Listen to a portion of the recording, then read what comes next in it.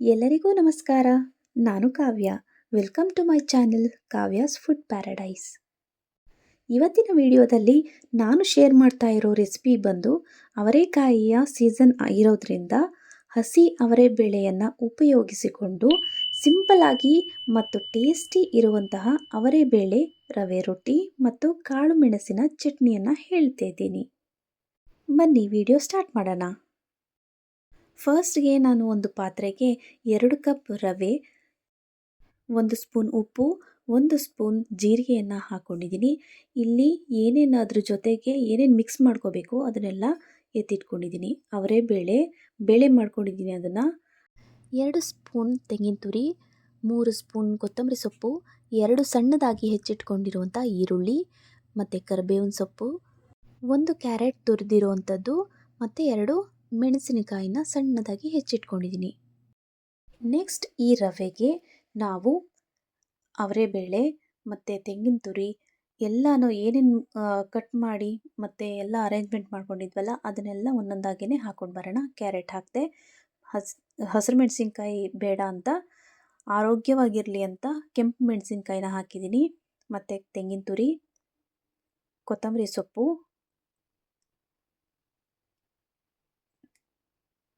Next ಇದಕ್ಕೆ ನಾವು ಈರುಳ್ಳಿನ ಹಾಕೊಳ್ಳೋಣ. ಸಣ್ಣದಾಗಿ ಹೆಚ್ಚಿರುವಂಥ ಈರುಳ್ಳಿನ ಹಾಕ್ಕೊಳ್ತಾ ಇದ್ದೀನಿ.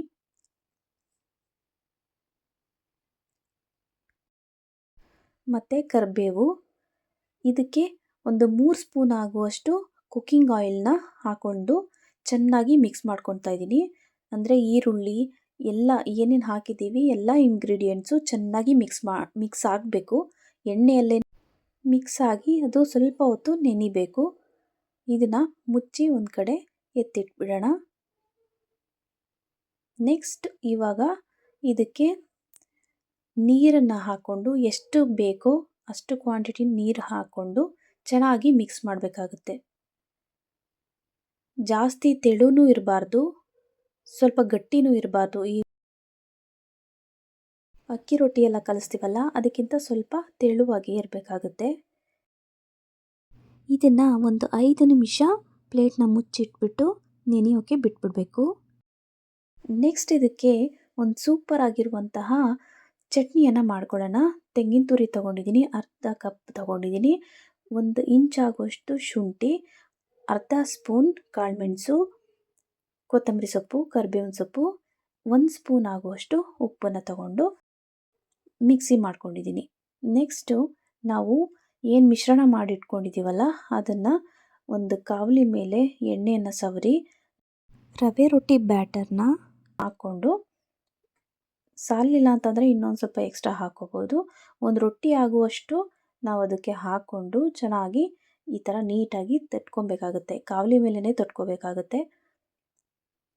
ಸ್ವಲ್ಪ ತೆಳು ಇರುತ್ತಲ್ವ, ಹಾಗಾಗಿ ಅದ್ರ ಮೇಲೇ ತಟ್ಕೋಬೇಕಾಗುತ್ತೆ ನಾವು. ಇದಕ್ಕೆ ನೆಕ್ಸ್ಟು 1 ಟೇಬಲ್ ಸ್ಪೂನ್ ಎಣ್ಣೆನ ಹಾಕಿ ಅದನ್ನು ಲಿಡ್ನ ಕ್ಲೋಸ್ ಮಾಡಿ ಬೇಯಿಸ್ಬೇಕಾಗತ್ತೆ. ಯಾಕಂತಂದರೆ ಅವರೆಬೇಳೆ ಹಾಕಿರ್ತೀವಲ್ಲ ಅದು ಚೆನ್ನಾಗಿ ಕುಕ್ ಆಗಬೇಕಲ್ವ, ಅದಕ್ಕೋಸ್ಕರ ಹಬೆನಲ್ಲೇ ಬೇಯಬೇಕು ಅದು. ಅದಕ್ಕೋಸ್ಕರ ಲಿಡ್ನ ಕ್ಲೋಸ್ ಮಾಡಿ ಅದನ್ನು ಸ್ವಲ್ಪ ಬೇಯಿಸ್ಬೇಕಾಗತ್ತೆ. ನೋಡಿ ಇವಾಗ ಚೆನ್ನಾಗಿ ಬೆಂದಿದೆ. ನೆಕ್ಸ್ಟ್ ಇದನ್ನು ತಿರುಗಿ ಹಾಕೋಣ. ತಿರುಗಿ ಹಾಕಿ ಬೇಕಿದ್ರೆ ನೀವು ಆಯಿಲ್ ಈ ಕಡೆಗೂ ನೀವು ಆಯಿಲ್ನ ಹಾಕೋಬೋದು, ಬಟ್ ನಾನು ಹಾಕ್ತಾ ಇಲ್ಲ. ಸಾಕು ಇಷ್ಟೇ ಎಣ್ಣೆ ಅಂತ, ಒಂದೇ 1 ಸ್ಪೂನ್ ಸಾಕು ಅಂತ. ಈ ಥರ ತಿಂಡಿ ಬೆಳಿಗ್ಗೆ ಹೊತ್ತು ನಾವು ಮಾಡೋದು ತುಂಬಾ ಈಸಿಯಾಗಿರುತ್ತೆ. ಯಾಕೆ ಅಂತಂದರೆ ಬಾಕ್ಸ್ಗೂ ಹಾಕಬೇಕಾಗಿರುತ್ತೆ, ಮತ್ತು ಗಡಿಬಿಡಿಲಿರ್ತೀವಿ, ಕೆಲಸದ ಗಡಿಬಿಡಿಲಿ ಮಕ್ಕಳಿಗೆ ಲಂಚ್ ಬಾಕ್ಸ್ಗೆ ಇದಕ್ಕೆಲ್ಲನೂ ತುಂಬಾ ಯೂಸ್ಫುಲ್ ಆಗುತ್ತೆ ಇದು ತಿಂಡಿ. ಮತ್ತು ಇನ್ನೂ ಒಂದು ಸರಿ ನಾನು ಹಾಕ್ತಾಯಿದ್ದೀನಿ, ಇನ್ನೂ ಒಂದು ರೊಟ್ಟಿ ಹಾಕ್ತಾಯಿದ್ದೀನಿ. ಟೋಟಲ್ಲು ಇದು 2 ಕಪ್ಗೆ 6ರಿಂದ 7 ರೊಟ್ಟಿ ಆಗುತ್ತೆ. ಆರಾಮಾಗಿ ನೀವು ಬೆಳಗಿನ ತಿಂಡಿಗೆ ಮಾಡ್ಕೊಳ್ಬೋದು. ಈ ರೆಸಿಪಿನ ನಾನು 7-8 ವರ್ಷದಿಂದ ಮಾಡ್ತಾಯಿದ್ದೀನಿ.